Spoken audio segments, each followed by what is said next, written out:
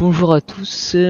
Bonjour monsieur, vous pouvez nous parler un peu de votre parcours et vous présenter s'il vous plaît? Oui, bonsoir à tous. Donc, je suis le colonel Victor Lamotte.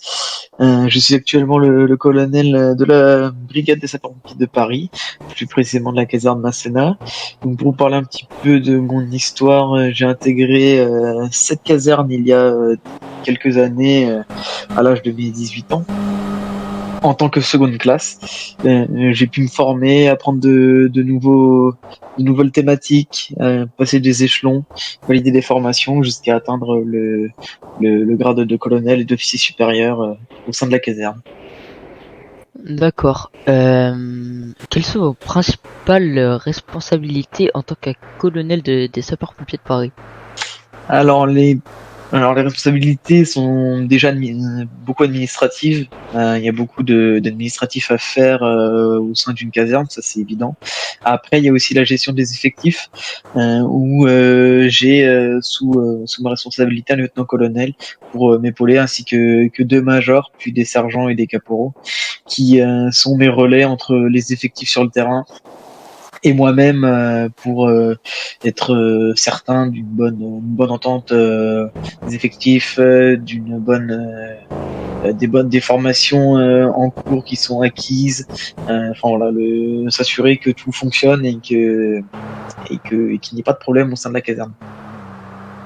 D'accord, très bien. Quels sont les défis les plus importants auxquels les sapeurs-pompiers de Paris sont confrontés?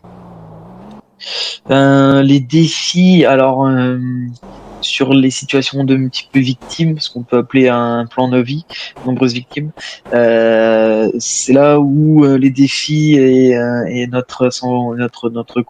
courage des effectifs, etc., est mis à rude épreuve parce qu'il faut faire preuve de patience, de calme, savoir gérer sans trop s'éparpiller dans tous les sens. Par exemple, hier soir, on a dû intervenir sur une situation de ce type et voilà, c'est tendu, donc c'est un défi aussi permanent de toujours se former à ces situations. Après, on a aussi les incendies qui sont aussi un défi assez important pour nous. Donc voilà, on fait tout pour s'entraîner continuellement et d'être les plus performants sur intervention. D'accord. Euh, Comment votre équipe gère-t-elle les situations d'urgence majeures telles que les incendies de grande ampleur ou les catastrophes naturelles? Alors pour le moment, sous mon commandement, on n'a pas eu de très très grosses catastrophes naturelles, fort heureusement. Mis à part un incendie qui s'est déclaré à l'hôpital au mois de mars. Suite à ça, on a intervenu rapidement, on s'est déployé avec plusieurs véhicules, dont un CCF, un FPT, etc. Et mon équipe a très bien géré cette intervention. Après, on est déjà intervenu, oui, sur plusieurs prises d'otages et braquages de banque, mais on n'a pas encore fait d'intervention de sinistre à l'échelle de la ville, quoi. Donc pour l'instant, on maîtrise la situation, fort heureusement. D'accord. Quels sont les types d'entraînement et de préparation que votre équipe effectue régulièrement pour être prêt à intervenir à tout moment? Alors on fait beaucoup de sport. Dans sport, j'entends la musculation, bien sûr, le cardio, pour nous entretenir physiquement, ainsi que on peut quelquefois faire des sports collectifs, c'est plus rare, mais ça peut arriver pour la cohésion, etc. Après, on a des manœuvres avec les différents véhicules, les différents effectifs. Ça peut être du secours à victimes, ça peut être de l'incendie. Après, ça, on peut aller aussi sur des manœuvres de spécialité, type les motos, le grimpe, le groupe d'intervention milieu périlleux et les sauveteurs en mer, par exemple. D'accord. Attends. Comment votre équipe collabore-t-elle avec d'autres services d'urgence et organismes locaux pour assurer la sécurité de la protection de la population? Alors nous, on travaille principalement avec le SAMU, vous en doutez bien, c'est l'un des corps de métier qui est indispensable l'un avec l'autre. Donc on a une très bonne entente avec le directeur du SAMU, tout se passe très bien. Donc nous, voilà, à chaque intervention, à chaque transport de victimes au centre hospitalier, on passe notre bilan au médecin, etc. Donc c'est ce qui permet de travailler ensemble quotidiennement. Après, pour tout ce qui est force de l'ordre, on se côtoie souvent sur intervention également. Puis les organismes, la mairie, on a aussi des contrats avec eux, que ce soit pour l'alimentation, pour le, pour les logements de fonction, et également avec la préfecture pour le remboursement des contrats mécaniques, alimentaires et autres. D'accord. Pouvez-vous nous parler d'une intervention particulièrement difficile ou mémorable à laquelle vous avez participé et de ce que vous avez appris de cette expérience? Oui, alors la plus mémorable pour moi, j'en ai parlé tout à l'heure, c'est l'incendie de l'hôpital, parce que ce soir-là, on a été appelé du coup, comme je l'ai dit tout à l'heure, pour intervenir sur l'ancien hôpital, qui a fermé du coup maintenant, euh, qui avait pris feu au niveau du rez-de-chaussée. Une alarme incendie s'est déclenchée, on avait dû intervenir rapidement, et à l'issue de ce premier incendie, juste après, on a été déclenché pour un deuxième incendie au niveau du concessionnaire. Ce qui a fait qu'on a dû se réorganiser et repartir très très rapidement sur le concessionnaire. Donc cette soirée a été très mouvementée, très émouvante, avec deux incendies qu'on a pu maîtriser sans aucune victime.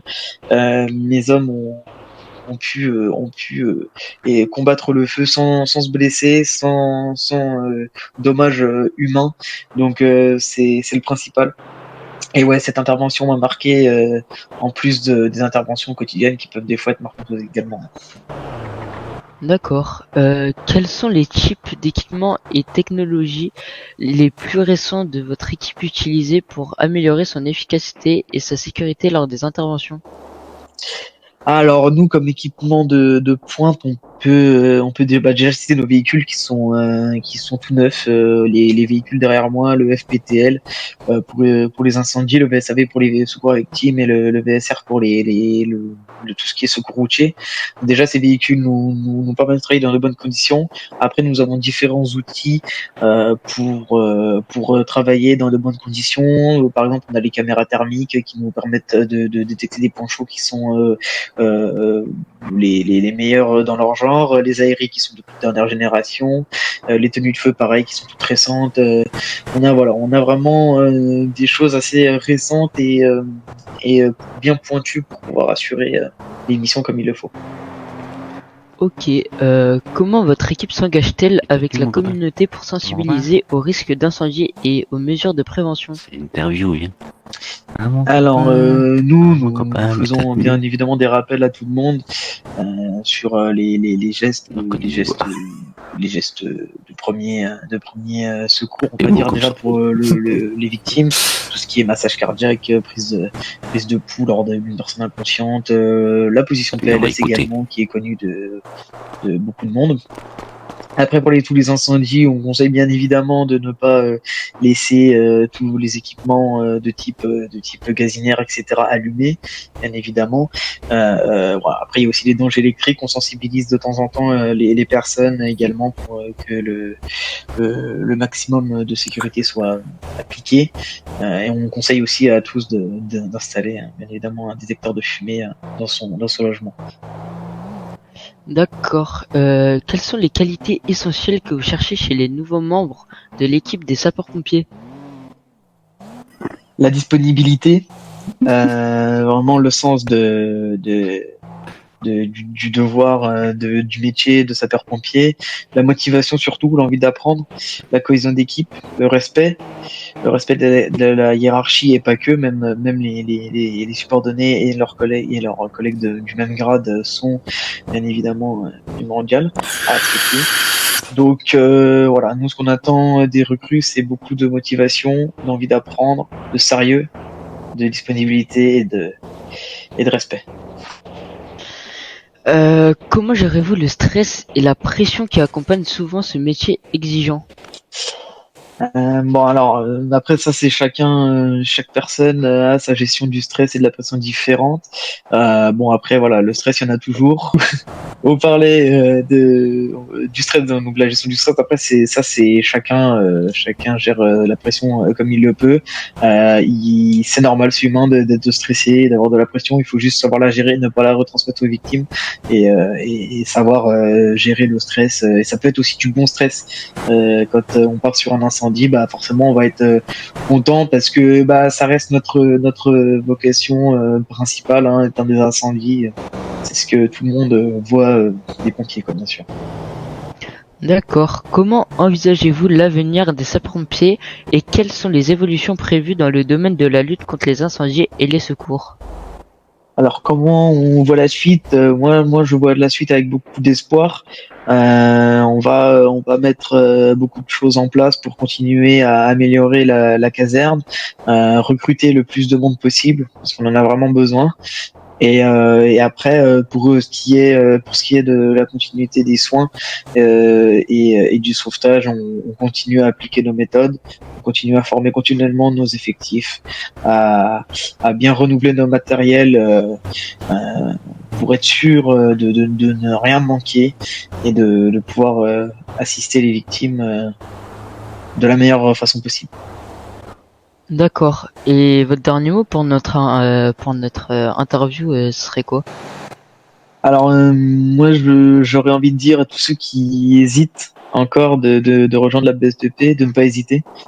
Si vous êtes motivé, ambitieux, respectueux, que vous aimez un petit peu aussi le côté sportif parce que forcément il y a un peu de sport dans notre métier. Si vous aimez tout ça, toutes les conditions sont réunies pour nous rejoindre. Donc n'hésitez pas à postuler, vous serez recruté par nos recruteurs et puis vous serez formé dans les meilleures conditions. N'hésitez pas à franchir le pas. Voilà ce que je pourrais dire pour clôturer cette interview. D'accord. Bah, en vous remerciant de nous avoir accueillis dans votre établissement militaire, d'avoir déplacé vos véhicules pour nous, pour notre interview, et pour avoir fait comprendre aux citoyens un peu le métier des sapeurs-pompiers en tant que colonel. Voilà. Et ben merci à vous.